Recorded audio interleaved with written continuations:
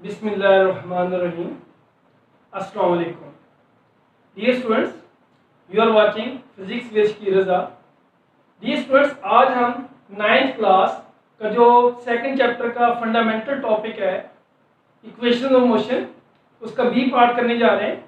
First जो equation of motion थी graphical method से, वो आपको ऑलरेडी मैं समझा चुका हूँ, जिसका जो लिंक है वो डिस्क्रिप्शन में मौजूद है, आप वहाँ से देख सकते हैं।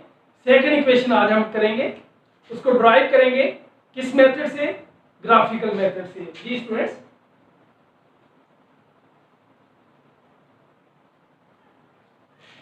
Equation of motion by graphical method. Last video में जिसमें हमने फर्स्ट इक्वेशन ड्राइव की थी, उसमें ग्राफ पे काफ़ी डिटेल में डिस्कशन हो चुकी है। आज आपको जस्ट सिंपल सा बताएंगे और आगे अपनी वीडियो पे चलेंगे, टॉपिक एक्सप्लेन करेंगे कि बेटे ग्राफ है क्या। लास्ट टाइम आपको बता चुका हूँ, आज इसको रिकॉल कर लेते हैं ताकि आपका जो कंसेप्ट है वो कंक्रीट हो जाए। बेटे ग्राफ एक पिक्टोरियल वे है, लास्ट टाइम बताया था क्या, ये एक पिक्टोरियल वे है to describe the relationship between two quantities, जिसको हम टू वेरिएबल्स भी कहते हैं। ग्राफ क्या था? एक पिक्टोरियल वे है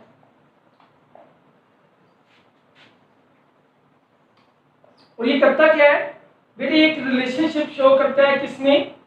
वेरिएबल्स में। जी कितने वेरिएबल्स होते हैं? ये टू टाइप्स के वेरिएबल्स हैं जिनमें ये एक रिलेशन शो करता है। फर्स्ट आपको बताया था कि डिपेंडेंट वेरिएबल होता है और सेकंड वन इज, जी लास्ट वीडियो जिन्होंने देखी है, जी बेटे इंडिपेंडेंट वेरिएबल। जी डिपेंडेंट वेरिएबल और इंडिपेंडेंट वेरिएबल, इन दो वेरिएबल्स के दरमियान जो एक रिलेशन होता है, उसको अगर पिक्टोरियल वे में हम डिस्क्राइब करें, वो क्या होता है? वो एक ग्राफ बन जाता है। ओके, अब हम क्या करेंगे? हम रिलेशन ड्राइव करेंगे सेकंड इक्वेशन ऑफ मोशन का। किस तरीके से? ग्राफिकल मेथड से। और उसमें बेटे हम करेंगे क्या? हम जो इंडिपेंडेंट वेरिएबल है वो हमारा उस केस में टाइम होगा, जिसको हम टी से डिनोट करेंगे, और जो डिपेंडेंट होगा वो वेलोसिटी होगी, जिसको वी से डिनोट करेंगे। ओके जी, मैं ग्राफ पे आता हूं, अपनी इक्वेशन को ड्राइव करते हैं। फिर इसके लिए आपने क्या करना है? आपने एक केस एज्यूम करना है। आपने कहना है कि let's suppose a car is moving with uniform velocity in the straight line, जैसे हमने फर्स्ट इक्वेशन में किया था, विद यूनिफॉर्म वेलोसिटी। क्या कर रही है? एक स्ट्रेट लाइन में मूव कर रही है यूनिफॉर्म वेलोसिटी के साथ, जिसकी इनिशियल वेलोसिटी क्या है बेटे? वी आई है।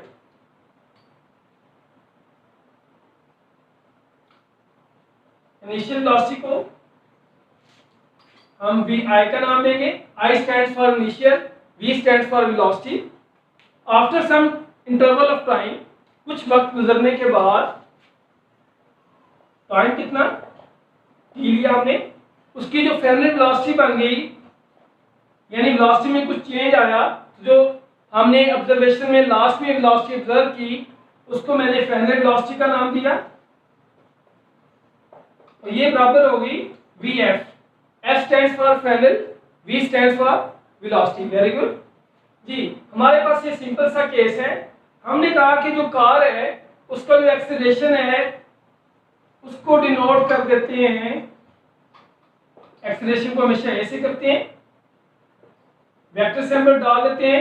लेकिन हमने जो एजम्पशन की थी फर्स्ट वीडियो में भी और अब भी, कि car is moving in the straight line. जब स्ट्रेट लाइन है तो डायरेक्शन क्या हो जाती है? स्पेसिफाई हो जाती है, डायरेक्शन मखसूस हो जाती है। तो फिर हम अगर ओनली मैग्नीट्यूड की बात करें, वेलोसिटीज को, एक्सेलरेशन को अगर हम एज अ स्केलर डील करें तो उसमें कोई इशू नहीं है, क्योंकि हम सिर्फ मैग्नीट्यूड्स को डील कर रहे हैं, हम उनकी सिर्फ अददी कीमतें ले रहे हैं। ओके जी, एक्सेलरेशन है और लेट्स सपोज उसका जो टोटल डिस्टेंस है, ये बेटे हमारी assumption है, ये हमने एज्यूम किया हुआ है। टोटल डिस्टेंस जो उसने ट्रैवल किया वो ऐसे है। बेटे हमारी जो इक्वेशन होगी वो इन्हीं क्वांटिटीज को रिलेट करेगी। इन्हीं क्वांटिटीज का एक तल्लक है जो कि क्या है? सेकंड इक्वेशन ऑफ मोशन बनेगी। ये ड्राइव करने जा रहा हूं, मैं इसी सारी assumptions को, इस कार की मोशन को एक ग्राफ पे प्लॉट करने जा रहा हूं। मैं ये रेज करने लगा हूं, अगर आप लोगों ने नोट डाउन कर लिया है तो। जी बेटे, ग्राफ में कौन सी लाइनें होती हैं? दो तरह की। एक कौन सी होती है? वर्टिकल लाइन, जिसको परपेंडिकुलर लाइन भी कहते हैं, और जिसका हमने नाम रखा हुआ है वाई एक्सिस। दूसरी लाइन कौन सी होती है, जिसको मैं ब्लैक बोर्ड मार्कर से कर रहा हूं? इस लाइन का क्या नाम है बेटे? ये हॉरिजॉन्टल लाइन है, इसको कहते हैं एक्स एक्सिस। फिर हमने क्या कहा था कि एक्स एक्सिस पे हम हमेशा इंडिपेंडेंट वेरिएबल प्लॉट करते हैं, और वीओटी में ग्राफ किस किस का है? वीओटी का। वीओटी में डिपेंडेंट कौन सा है? जी वेलोसिटी। इंडिपेंडेंट क्या है? टाइम। तो इंडिपेंडेंट को एक्स एक्सिस पे, वेलोसिटी को वाई एक्सिस पे। ओके, अब हमने क्या कहा था कि कार इनिशियल वेलोसिटी वी आई से मूव कर रही है, ये मैंने वी आई कर दिया, और फाइनल वेलोसिटी की क्या बनती है? V F. ये बेटे ए बी लाइन को मैंने उस कार की मोशन का नाम दे दिया, और ये वी एफ तक उसकी वेलोसिटी वैरी करके जाती है, कहां से? वी आई से। ओके, अब इस कार का जो टोटल डिस्टेंस है हमने जस्ट वही फाइंड करना है, और वो किसके बराबर होगा? वो बेटे इस ए बी लाइन का जो एरिया होगा टोटल, ये area under line A B, उसके बराबर होगा। तो मैं क्या लिख सकता हूं? मैं लिख सकता हूं कि जो टोटल डिस्टेंस होगा, ये बात समझने वाली है, टोटल डिस्टेंस को किस चीज का नाम देते हैं बेटे? एस का। और वो किसके बराबर होगा? Total area of graph. जी बच्चे, एरिया ऑफ ग्राफ ही क्यों? क्योंकि आप पहले पढ़ चुके हो कि जो एस होता है that's V cross T. S total फासला, वो वेलोसिटी ऑफ टाइम का हाफ से ज़रब होता है। एक एक्सिस पे क्या है? टी है, दूसरे पे क्या है? वेलोसिटी है।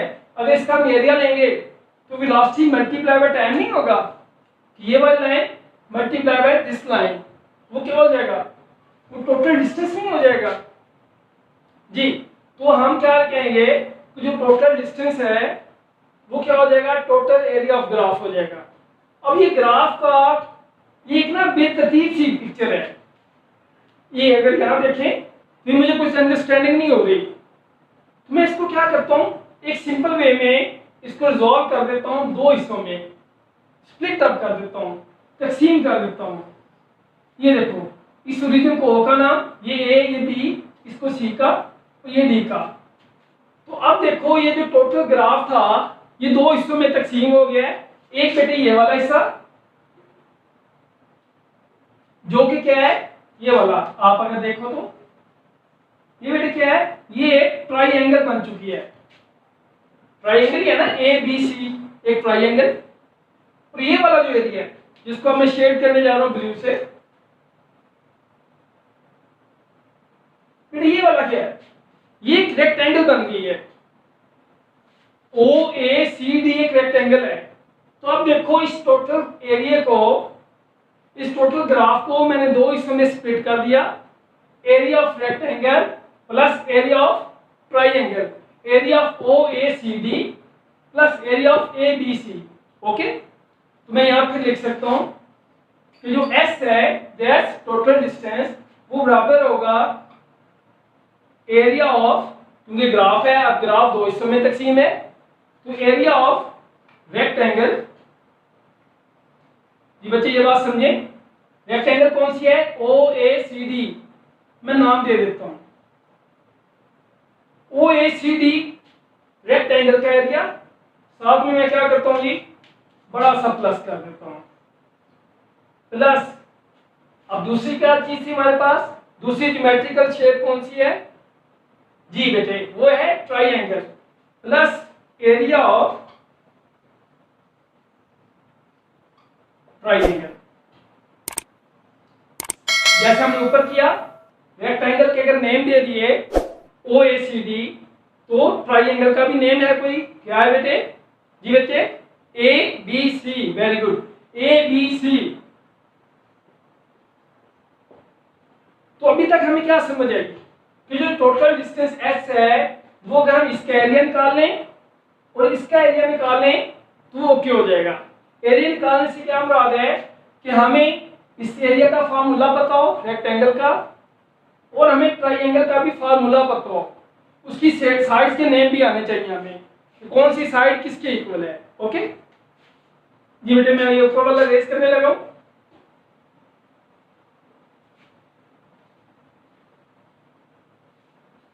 अब देखिएगा बेटे, जब मैं बात करूंगा एरिया ऑफ रेक्टेंगल की OACD की, तो आपको पता है कि वो किसके बराबर होता है, वो लेंथ मल्टीप्लाई बाय विड्थ, यानी OA multiply by OD। Okay, अब OA किसके बराबर है, वो बेटे बराबर है इनिशियल वेलोसिटी VI के, वो मैं पहले ऑलरेडी लिख चुका हूं। OD किसके बराबर है, वो बराबर है T के। और अभी से ये सुन लें, अगर OD T के बराबर है तो AC किसके बराबर होगा, रेक्टेंगल में आमने सामने के अजला क्या होते हैं जी बच्चे, लंबाई में बराबर होते हैं। वेरी गुड, OD T है तो AC भी क्या होगा, यकीनन T ही होगा। वेरी गुड, ये भी T होगा। ओके, BC भी मैं अभी तक ही फाइंड कर देता हूं, अभी बता देता हूं, ताकि जब सब्स्टिट्यूशन करूं तो आपको अंडरस्टैंडिंग में आसानी हो। BC क्या है बेटे, VI वेलोसिटी से VF वेलोसिटी हुई, वेलोसिटी में क्या हुआ, चेंज आया। लास्ट लेक्चर में बता चुका हूं कि चेंज किससे शो करते हैं, डेल से। V में चेंज है तो डेल V, क्या बताया था हमने कि del stands for change. Okay बच्चे, अगर ये बात आपको समझ आ रही है तो अब डेल V, और ये होता बराबर किसके है, फाइनल वेलोसिटी, ये मैं ऊपर अलग से लिख देता हूं, final velocity minus initial velocity. और ये जो चेंज इन वेलोसिटी है ये किसके बराबर होता है, change in velocity with respect to time बराबर होता है एक्सेलरेशन। ओके, यानी ये अगर चेंज इन वेलोसिटी है तो इसको मैं लिख सकता हूं AT के बराबर। कैसे लिखा ये बात इधर मैं समझाता हूं, फिर उधर इसकी वजाहत करेंगे। तो बेटे ये देखो, VF माइनस VI बटा T ये बराबर होता है एक्सेलरेशन के। फर्स्ट इक्वेशन में ये काम हम कर चुके हैं, जिसका लिंक डिस्क्रिप्शन में मौजूद है उस वीडियो का, वहां से आप समझ सकते हो। जब T को मल्टीप्लाई करेंगे A के साथ तो क्या हो जाएगा AT, और ये बराबर किसके होगा बच्चे, इधर क्या बच गया, VF माइनस VI। तो बेटे जहां पे एक VF माइनस VI है यानी डेल V है, वहां पे मैं क्या लिख सकता हूं जी बच्चे, क्या लिख सकता हूं AT। वेरी गुड, तो बस ये एक सब्स्टिट्यूशन लास्ट थी। अब काम बहुत सिंपल है, यानी डेल V की प्लेस पे हम क्या लिखेंगे AT, यानी VF जो कि BC है वो बराबर है AT के, AC बराबर है T के, OD भी T के और OA VI के। बस ये सब्स्टिट्यूशन करनी थी, ये समझाने के लिए था। अब हम अपने टॉपिक पे वापस आते हैं। बेटे एंड तक वीडियो में मेरे साथ रहिएगा ताकि आपकी अच्छी अंडरस्टैंडिंग हो सके, आपको समझ आ सके, और at the end of lecture मैं आपको बताऊंगा कि एग्जाम में ये क्वेश्चन किस तरह से आएगा, कौन कौन सा इंपॉर्टेंट MCQ बनेगा, कौन सा शॉर्ट क्वेश्चन, और न्यूमेरिकल प्रॉब्लम किस तरह से करना है वो भी मैं आपको समझाऊंगा। जी बच्चों, अब हम एरिया लिखने लगे हैं, एरिया ऑफ रेक्टेंगल ये वाला। जी रेक्टेंगल का एरिया का फार्मूला क्या होता है, SAGT ये वाला। एरिया ऑफ रेक्टेंगल OACD ये होता है लेंथ मल्टीप्लाई बाय विड्थ। मैं डायरेक्ट लिखने लगा हूं, लेंथ मतलब OA side multiply by OD side. ये लेंथ सेगमेंट के लिए मैंने ऊपर लाइन लगा दी है, प्लस ये वाला फार्मूले का प्लस। एरिया ऑफ ट्राइंगल क्या होगा, ट्राइंगल ABC, ट्राइंगल का आपको फार्मूला पता है, half length multiply by width. Length और विड्थ का, यानी A C line segment multiply by B C. Okay students, अब देखिए लास्ट चीज है, ओ ए की वैल्यू क्या है, O is equal to V I. O D क्या है, O D is equal to T plus half. A C क्या है, A C is equal to T, ये वाला टी। बी सी क्या है, बी सी अभी मैंने फाइंड किया, that's equal to A T. नहीं समझ आए तो यहां से सब्स्टिट्यूशन में लिख सकता हूं कि ए सी बराबर था, सॉरी ओ ए से चलेंगे, ओ ए बराबर था वी आई के, ओ डी बराबर था किसके, वेरी गुड बेटे टी के। उसके बाद ए सी किसके बराबर था, वो भी टी के, और बी सी बराबर था ए टी के। बेटे ये वाली हमने सब्स्टिट्यूशन की हैं इस फार्मूला में, हमें ये रिजल्ट मिले है, ये वाला। अब इसको सिंप्लीफाई कर दूं, ये बच्चे वी आई टी क्या हो जाएगा, V I T plus half A as E T, और टी क्या हो जाएगा, टी स्क्वायर, और ये है किसके बराबर, ये वाला एस। तो बेटे यही तुम्हारी सेकंड इक्वेशन है, यही तो हमने ड्राइव करनी थी। This is our second equation. कौन सी भाई second equation, second equation of motion. जी अगर यहां तक आप मेरे साथ हैं तो यकीनन आपको समझ आ चुकी होगी। मैं एक बार टॉपिक को रिवाइज करता हूं ताकि जिन लोगों ने थोड़ा सा कहीं पे मिस किया है उनको अच्छे से समझ आ जाए।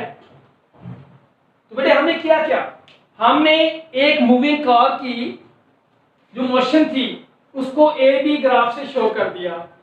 हमने ये बताया कि कार की इनिशियल वेलोसिटी वी आई है, कुछ टाइम टी के बाद उसकी जो फाइनल वेलोसिटी बन गई वो वी एफ बन गई। टारगेट क्या था, हमने टोटल डिस्टेंस फाइंड करना था, और डिस्टेंस को डिनोट करते हैं एस के साथ। ओके, फिर मैंने क्या कहा था, मैंने कहा था कि जो टोटल डिस्टेंस होगा वो एरिया अंडर ग्राफ होगा। क्यों होगा, क्योंकि मैंने कहा एस बराबर होता है वी क्रॉस टी के। ओके, फिर हमने कहा कि ये बेढंगी सी बेतरतीब सी पिक्चर है, ये ग्राफ कुछ सिमेट्रिक नहीं है, तो क्या करें, ग्राफ को दो हिस्सों में स्प्लिट कर दें। ये इस तरह स्प्लिट किया, एक बेटे मेरे पास क्या बना, रेक्टेंगल मुझे मिली, एक मुझे ट्राइंगल मिली। तो मैंने क्या कहा, मैंने कहा जो टोटल डिस्टेंस होगा एस वो बराबर होगा एरिया ऑफ रेक्टेंगल, जिसका नाम क्या था बेटे, जी very good, O A C D था, प्लस एरिया ऑफ ट्राइंगल, ये वाला पार्ट जिसका नाम क्या था, A B C. Very good. अब बेटे क्या हमने कहा कि इन एरियाज का फार्मूला लिख देते हैं, और फार्मूला आपको पता है कि किसके बराबर होता है, टोटल डिस्टेंस बराबर होता है रेक्टेंगल में उसका एरिया, रेक्टेंगल का length multiply by width plus area of triangle length half into length multiply by width. ये समझाने के लिए तो हमने क्या किया, हमने लेंथ ओ ए कंसीडर की इन केस ऑफ रेक्टेंगल और विड्थ ओ डी कंसीडर की। ओके, आप समझ आ गया, तो मैं रेस कर रहा हूं। प्लस एरिया ऑफ ट्राइंगल का फार्मूला होता है half into length multiply by width, यानी half into length cross width, और लेंथ मैंने कंसीडर की ए सी, विड्थ कंसीडर की बी सी, ताकि जो इक्वेशन है हमारी वो सिमेट्रिक फॉर्म में है। तो अब ये देखिए half into A C plus cross B C. अब एस बराबर है क्या हुआ, O A, that's equal to, ये सब्स्टिट्यूशन है, ओ ए किसके बराबर था, वी आई के, लिख दिया। ओ डी किसके बराबर है, टी के, लिख दिया था, प्लस हाफ फार्मूले वाला। ए सी किसके बराबर है, टी के, पुट कर दिया। बी सी किसके बराबर था, जी यहाँ पे लिखा हुआ है B C, that's equal to A T. ये सारी सब्स्टिट्यूशन पुट की, इक्वेशन को सिंप्लीफाई किया, और हमें क्या मिला, सेकंड इक्वेशन ऑफ मोशन। बेटे एग्जाम में आपने जब ये लिख लेनी है, ड्राइव कर लेनी है, तो लास्ट फर्स्ट इक्वेशन की तरह नीचे 2-3 लाइनें लाजमी लिखनी है to make a good impression. कौन सी वो लाइनें हैं मैं आपको लिखवा देता हूं, नोट डाउन कर दीजिएगा ताकि एग्जाम में आप अच्छे मार्क्स ले सकें। बेटा आप लिखोगे कि दिस इक्वेशन ऑफ मोशन, जी क्या करिए, show the relationship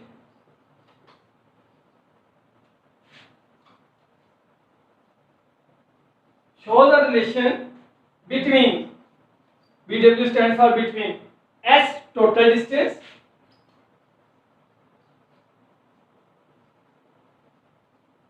total distance जो कि S है, VI इनिशियल वेलोसिटी, उसी इक्वेशन को डिस्क्राइब कर देना है, इनिशियल वेलोसिटी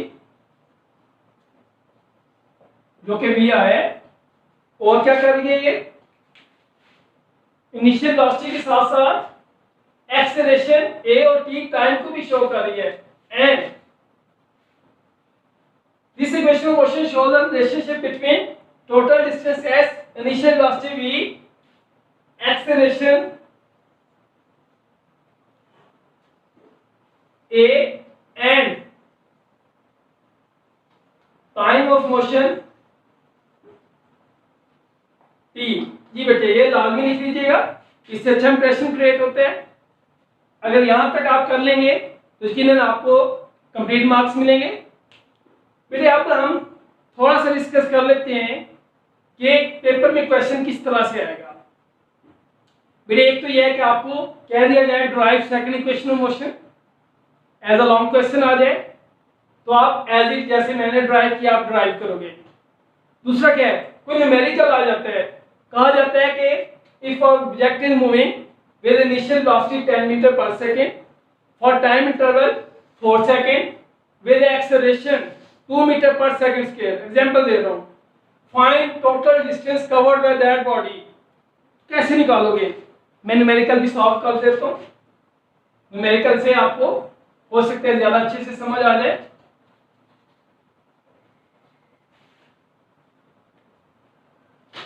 जी बच्चे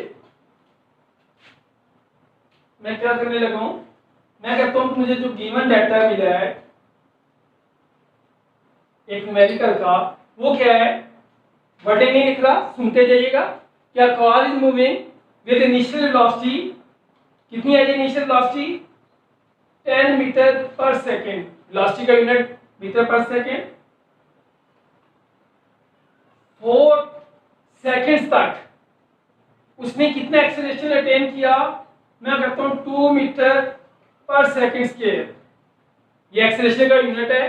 तो हमने करना क्या है, we have to find total distance covered by that body, कि उस कार ने टोटल डिस्टेंस कितना कवर किया, ये हमने फाइंड करना है। बेटे आप कैसे कैलकुलेट करोगे इसको, कैलकुलेशन में आप करोगे कि एज वी नो दैट, यहां पे कैलकुलेशन लिखोगे, as we know that from second equation of motion S is equal to VIT plus half AT square, कीमती पुट करो, VI कितने 10, टाइम कितने 4 प्लस हाफ, एक्सेलरेशन बेटे कितना गिवन है 2, टाइम कितना है वही 4, साथ में इसका स्क्वायर आ जाएगा, सॉल्व करो 10 इंटू 4 40 प्लस हाफ, ये 2 से कैंसिल, हाफ इससे कैंसिल हो जाएगा, तो लॉग नहीं करते, 4 का स्क्वायर क्या हो जाएगा बेटे 4 इंटू 4 16। जी अब क्या है, ये 2 से कैंसिल, जो मेरे पास आंसर आएगा 40 प्लस 16, 40 प्लस 16 56।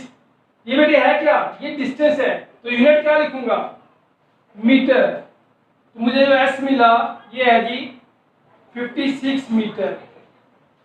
जी डियर स्टूडेंट्स, अगर आपको ये वीडियो अच्छी लगी, इक्वेशन ऑफ मोशन की समझ आ गई है, तो आप इसको लाइक करें, अपने फ्रेंड्स फेलोज के साथ इस वीडियो को शेयर करें, मेरे चैनल को सब्सक्राइब कर लें और बेल आइकॉन को लाजमी प्रेस करें ताकि इस तरह की आपके सब्जेक्ट से रिलेटेड जो वीडियोज़ हैं वो सबसे पहले आपको रिसीव हों। Thank you.